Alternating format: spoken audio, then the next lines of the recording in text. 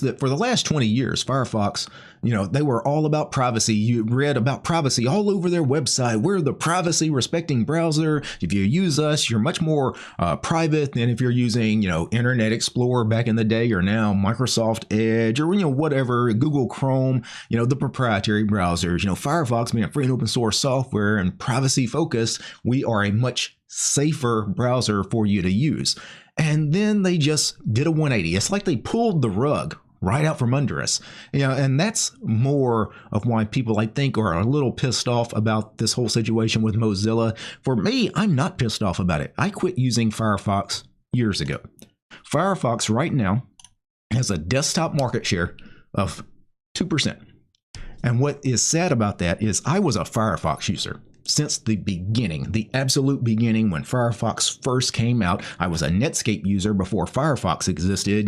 Netscape was killed off by Microsoft, the whole monopoly thing, the anti-monopoly lawsuit against Microsoft. But, then Mozilla was created, and Firefox was created. And I was a Firefox user on day one because I wanted to support free and open source software, because that's my ideology. That's my political party, free and open source software, right? And Firefox stood for something. And I used Firefox for 20 years until about 3 or 4 years ago. And I had to leave them because it just got worse and worse and worse. The product got worse, but also some of the stances, some of these political stances they took didn't make any sense, because they are in stark contrast to the free software movement and the open source software movement.